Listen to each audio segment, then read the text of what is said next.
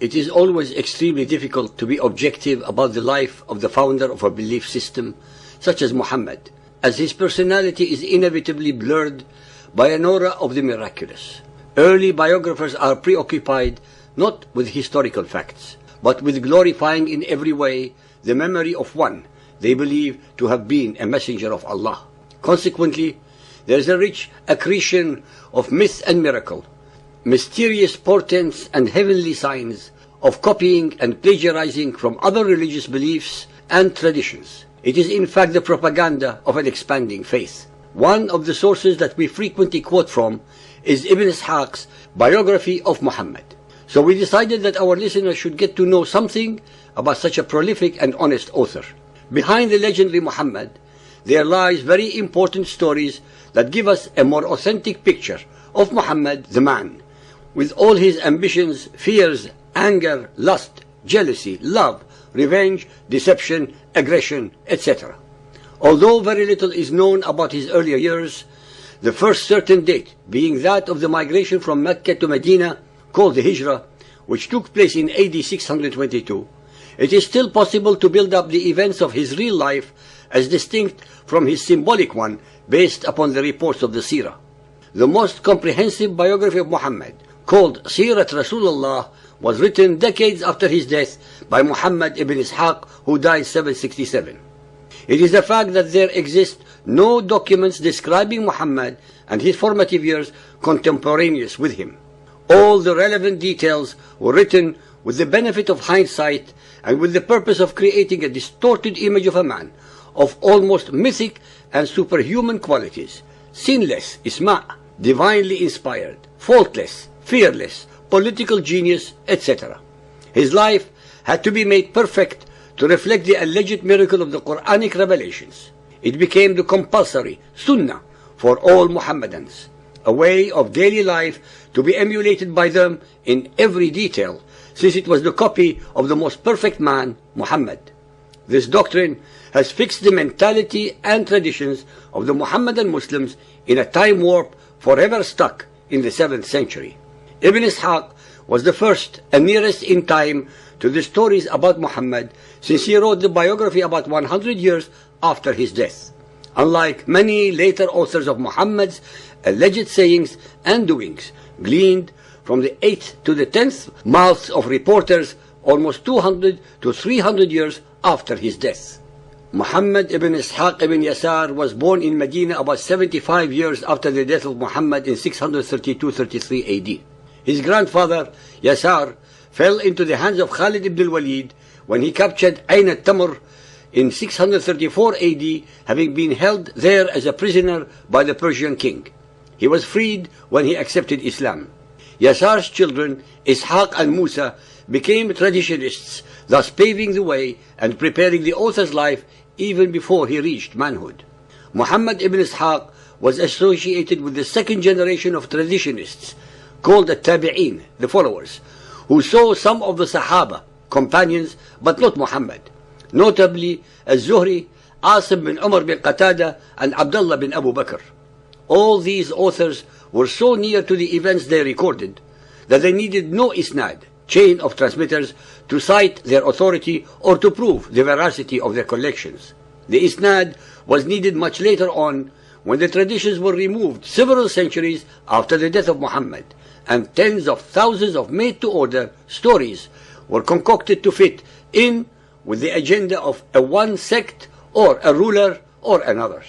His study of Muhammad's Sunnah, Muhammad's alleged deeds, sayings and traditions, must have started very early, for at the age of 30 he went to Egypt to attend the lectures of Yazid bin Abu Habib.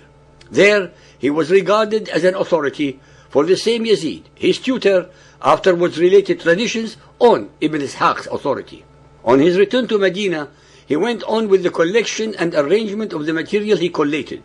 Al-Zuhri, who was in Medina in 123 AH, is reported to have remarked that the Medina would never lack ilm, religious knowledge, as long as Ibn Ishaq was there, and he eagerly gathered from him the details of Muhammad's wars.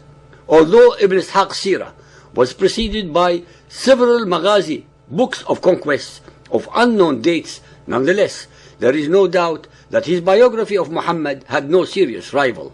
Muhammad ibn Ishaq, who died in 150 or 151 AH, is unquestionably the principal authority on the Seerah, Muhammad's biography, and Maghazi, conquests literature. Every writing after him has depended on his work, which, though lost in its entirety, has been immortalized in the wonderful extant abridgment of his pioneering work by Abu Muhammad Abdul Malik bin Hisham or Ibn Hisham, who died 833 AD. Ibn Ishaq's work is notable for its excellent rigorous methodology, and its literary style is of the highest standard of elegance and beauty. This is hardly surprising when we recall that he was an accomplished scholar not only in the Arabic language but also in the science of hadith. For this reason, most of the isnad, chain of narration, that he gives in his seerah are also to be found in the authentic books of hadith. Ibn Ishaq, like Bukhari and Muslim later on, traveled very widely in the Muslim world in order to authenticate the isnad of his hadith. It is reported that he saw and heard Sa'id bin al-Musaybah, Aban ibn Uthman bin Affan, al-Zuhri, Abu Salama bin Abdul Rahman bin Auf, and Abdul Rahman bin Hurmuz al-A'raj. It is also reported that Ibn Ishaq was the teacher of the following outstanding authorities, among others: Yahya bin Sa'id al-Ansari, Sufyan al-Thawri, Ibn Jurayh, Shu'bah bin al-Hajjaj, Sufyan bin Uyayna, Hamad bin Zayd.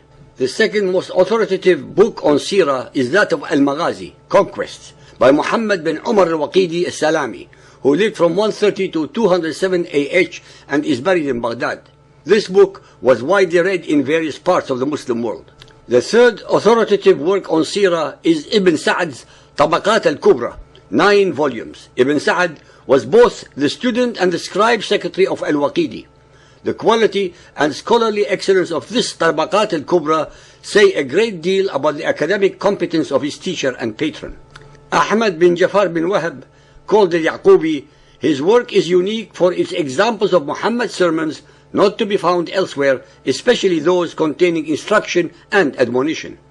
Ahmad bin Yahya bin Jabir died in 279 AH, called al-Baladuri.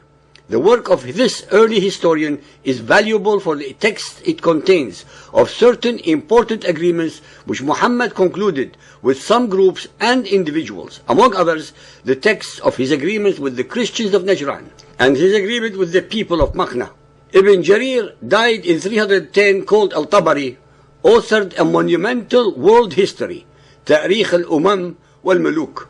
Al-Tabari was not merely a historian, but also an unrivaled authority on the Arabic language and grammar, on hadith and fiqh, and on tafsir, exegesis, and the interpretation of the Quran. Evidence of the excellence of his scholarship, his prodigious and untiring intellectual genius, is provided by his major works, which run into many lengthy volumes each.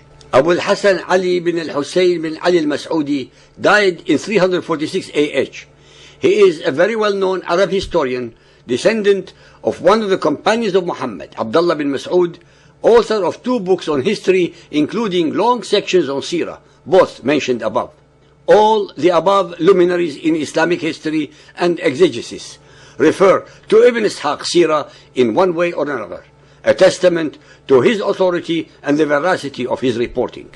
I would like our listeners to know that a lot of the information that I recite in this chapter is gleaned from the most outstanding translation of Ibn Ishaq's Seerah by Alfred Guillaume in his monumental The Life of Muhammad, which should be a must-read for any of you, whether so-called believers or unbelievers. Anyone having read and studied this book must come out enlightened and affected by its depth of detail and the honesty of its reporting. It is in Ibn Ishaq's Seerah that the night journey and the satanic verses controversies are first reported. He was so earnest that Ibn Hisham had to delete several stories that were too offending upon the character of Muhammad. Several fundamentalist Muhammadan exegetes condemned Ibn Ishaq for having included reports gleaned from first or second generation descendants of converted Jews and Christians. They condemned him because they deliberately perpetuated the falsehood that the Jews and Christians of Arabia were foreign nationals, when in fact They were aboriginal and indigenous Arabians who converted to the monotheistic religions without force or coercion, unlike those who were forced or terrorized into the following of the cult of Muhammad.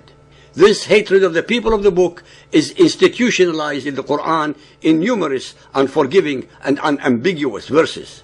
Ibn Ishaq's reports are as objective as any one of his times could have been, and the proof resides in the fact that he mentions numerous and enlightening stories about Jews and Christians that are unbiased and show them in a singularly benevolent manner, contradicting their distorted and hate-mongering portrayals in the Quran and by the later Muhammadan theologians and hadiths.